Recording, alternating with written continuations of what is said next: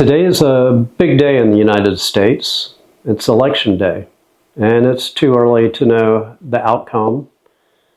Voting is still taking place, and counting will occur a little later. But in keeping with my desire for these videos, which are to talk about ethics and morality and politics and really what the parameters are for making ethical and moral decisions, I thought I would speak to that for a minute related to today's election. So my core fundamental point of view is Christian. And I'll argue through later why that's the case and how I apply it. But I'll start with the thought, because there's so much debate on should Christians or moral people be voting, which seems silly to me, but that happens to be the case. It's estimated that millions of Christians don't vote. So why is it important, or is it important? And I look at it this way. In the United States and in countries like ours, one day a year, all the power of government is handed over to us for a very brief period. Because government power in the United States actually is vested in the hands of the people. That's something like 350 million people, but less than half of them are voters. There are a lot of reasons for that. One is kids can't vote. Some are sickened or infirmed, and others just choose not to. But when you get down to it, if you say 160 million, 150 million people vote, that means all the power of the government's is vested to 150 million parts. And it would be more than that. To anybody who's eligible to vote, that part is vested. We put it that way. So what is really going on? That power is being given to us for a day, where we then go into a voting booth and give it back. And where you have a situation like ours, where you have two political parties that are so diametrically opposed, you really end up with a very binary choice. And I would say in 2024, as much or more than any other time I can ever think, that binary choice is really breaking down to being very simple. It's between good and evil. So what's the basis for evaluating that? Well, as a Christian, or within the Judeo-Christian tradition, and this would likely apply well outside of it, we can turn to the Ten Commandments, which were the fundamental basic laws of Israel given to Moses thousands of years ago. But what's interesting about those laws is that they have tended to be the basis of civilization ever since. So they're true and tested and have stood the test of time for sure. That is until about 10 minutes ago, it seems like, in historical terms. So what are those commands? So I put them this way. I put them in this order for a reason. And there are 10 commandments, but they break down into two parts. 4 have to do with the relationship between God and man, and 6 have to do with relationships of people with each other. So let's start with those 6, since that's where this most broadly applies. And I put them in, again, in this order, and I broaden them out a bit. And I'll go into more detail why in a future video, or how I come to these conclusions. But I'll put them this way. The commands are no lies, no envy, no theft, no murder, no infidelity. That's a prohibition against adultery. And I think you can expand that out, because there's a core principle there. Don't betray others in your life. And then there's a command of honor your mother and father. When you think about it, is really about a continuum where you honor your parents, they honor theirs, going back generations, and you really have something that ultimately becomes something about honoring your heritage. The last four, I'll just summarize for the sake of this video, is saying love God, honor his name, don't make idols, things of this sort. So compressed down, honor God. And many people, Christian and non, have heard of the two great commandments. Love the Lord your God with all your heart and love your neighbor as you love yourself. Those are simply summaries of those two sets of the Ten Commandments.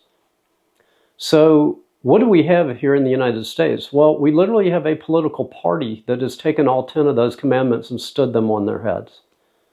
And that's the Democrat Party, all the way down the line. The way I've come to see it in a very simple form is we could take, starting with the lies, as I listed that number one, we've had now multiple Democrat political candidates and for other offices come out and make one huge diabolical lie, which is the rich don't pay their fair share. That would be true if you only evaluated it, they pay way more than their fair share. Because the rich pay all the taxes. The bottom half of our folks economically pay no income taxes. So only the rich pay taxes. So when they say that, they know they're lying. And why are they lying? They're lying in order to incite envy in people. And that's why I consider it a diabolical lie. It is one sin seeking to incite another sin. There's a second lie that they run on. These two lies seem to be the basis of every campaign. The second one is that especially white people, but mostly white Republicans are all racist. Well, that's another diabolical lie because its purpose, which is flat out provably false in every single way imaginable, it's another diabolical lie that's really, well, it has the effect of inciting racism in people of color especially. So you can see that that's its purpose. Now, what is their ultimate goal is, to the degree that they're socialists, they're promoting a system of theft, a system that, based on the passions of envy, would lead one to justify taking from people who produce to give to those who don't. That leads down a slippery slope. And as Jesus one time said, the thief comes to steal, kill, and destroy. Well, we know that theft is often associated with violence and even murder. And it's just another pattern that fits with the hard left in the United States, embedded in the Democratic Party, that they justify the murder of, well, as far as some people are concerned, the murder of innocent children in the womb. I agree with that. But they also incentivize murder on our streets. We saw Rudy Giuliani with just basically through policy clean up New York City decades ago. Well, what's happened? They undid his policy, and now you have a much more violent city again. So we literally see the left as core policy incentivizing murder and violence on our streets. You could look back to 2020 with BLM and Antifa, those acting as armed militias for the left in the summer of 2020, which led to chaos and violence. And, the crazy thing is every time they unleash that violence in our country, which they do periodically, it seems to work for them.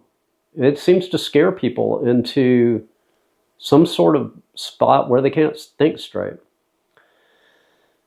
Well, further, I could argue, lengthen this out to argue that they are the party of betrayal. They're betraying our Constitution.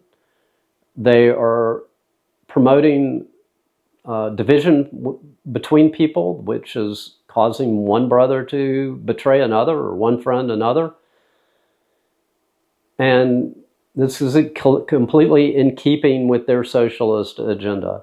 And finally, we've seen over the last several years their intent to destroy our heritage, both in physical form of monuments or in the written history that we have, in order to create a whole new false history of our country. So, in summary, what is that? I mean, if I take the Ten Commandments, which that is, and well, I didn't mention, and hatred of God, that is so clear. I mean, all of it points in that direction. We look at, some people have pointed out abortion as like the holy sacrament of the left. What could be more idolatrous and what could be more pagan than that? And they certainly do not see any respect for God, for his word, for his law, or none of these things would be going on. So it's clear that God is not a part of this. I remember hearing a Democrat politician years ago, he said, you know, hey, come on, we're all atheists. We just pretend we're not sometimes. Well, that's certainly what it looks like. If there's a Christian who is arguing for violating those 6 commandments that have to do with the people interacting with each other, then I would really like them to point to me where Jesus said to do that, because he didn't. Well, if we take that as a whole, and we look at the Ten Commandments being inverted, what we really have is the ideology of Satan himself. So we have a pagan, satanic ideology embedded in a political party. I don't know how any moral person can possibly vote for that or hand what power they have over to those people. Because think about it, when you're doing that, you're not making some simple decision. You're not committing some simple sin. You're literally empowering someone else to sin on your behalf for the next 2, 4, or 6 years. When you hand that power over to someone like that, you are revealing something about your character, you're revealing something about who you follow, and something about what you value. And it's certainly not God or morality or what's right or true. And this is why we're so divided. It really is, because the left has become so demonic in that form. It's clear as a bell what's going on here. Well, when we look at the Republican Party, a lot of folks will say, yeah, but they're horrible too. And they can be. The reality is you can't actually control who is in a political party. Up to a point you can, but it's only in extreme circumstances do you ever see a party drive somebody out or throw somebody out. Mostly it's you go down and register if you're running for office and you state what party you're in. Well, in a lot of very red districts, there are a lot of Democrat-leaning people who will go run as a Republican. So for that reason alone, we have people in the Republican Party who don't necessarily follow what Republicans follow philosophically. And I would say that what guides the Republican Party, or what it strives to, is it certainly strives for truth. It strives to do good things. It strives to be moral and hit the right target. Does it fall short? Absolutely. And we have numbers of candidates who've shown clearly that they're willing to go over the wall. I think of Mitt Romney or Liz Cheney or a number of people from the past in the Republican Party who pretended to line up with core values the Republican Party held, which were in line, say, with Christian values, and then once in office completely threw them out. That's really what led to Trump. It was conservative people in the Republican Party just getting absolutely fed up with what they now call establishment Republicans, who simply ran as a Republican but governed more like a Democrat. It also leads to what you hear people talk about with a UniParty. So if you take the Democratic Party and then that quote-unquote rhino part of the Republican Party, you have a pretty large majority in governance. But I don't think you do with the people. And that's what this election is very much about. Trump, I know he has been caricatured and attacked and assailed by every media outlet that exists virtually in the what people call the mainstream space: New York Times, Washington Post, ABC, NBC, CBS, CNN, especially MSNBC. They've created a caricature which they've pumped day and night, and that's what millions of people see. But that's not the guy. I certainly was susceptible to all of that in the early days in 2016. I was very skeptical of Trump because I didn't think he was really a conservative. I still don't think he's that conservative, but he's certainly governed conservative from 2016 to 2020. And that's what we need back. And what I mean by that is get government out of our lives. Smaller government, restore morality in government. A great example is cutting regulations and cutting taxes, reducing the scope and the size of the federal government, and trying to encourage people down the line to have the same attitude at the state and local level. Government has a place. Its place is to be, you could say, referees in the marketplace to some level. They're supposed to protect our rights. That was the key in the Constitution, is that our rights are considered to be given to us by God himself, not by government. And government's only purpose is to protect those rights. So to protect us from foreign threats and also domestic. So as an example, government should be there to help protect us from fraud, from thieves, from murderers, from those who would come and kill, steal, and destroy. So that's really the game. Right now, we have that choice. We have a choice between promoting lies, envy, theft, murder, etc., or we have a choice of turning back against those policies that put the criminals in jail, not the victims, that encourages people not to invade our country illegally, which is a form of theft, but to go to the gate and apply like everybody else. Anyway, it's a big day in the U.S. This is a big choice. The future of our country, I agree with what Elon Musk has said, that this could be our last election, because if the Democrats win and they somehow nationalize and turn 30 million new invaders into citizens, they probably can control everything for a long time to come. Well, we can't have that. And I pray to God every night that we won't have that, because the result of it would be a nation who has fallen so far that I don't think it would ever recover. Well, more on specific things to come, but for today, if you haven't voted, I pray and hope you'll go out and vote for Donald Trump and for Republicans, and certainly not for Democrats, as I do believe, from a Christian point of view, it is an out-and-out sin to vote for any one of them, for what they stand for what they have done, and for what they are doing.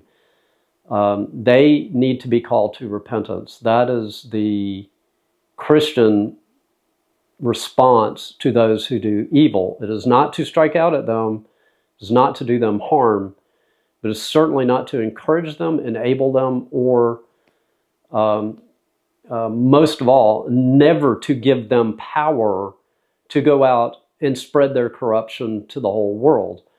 Because of what happened in 2020, I remember predicting at the time, I said the day of that, the election was clear, the entire world was more dangerous because of what happened. The people in Israel were less safe. The people in Ukraine turned out to be less safe.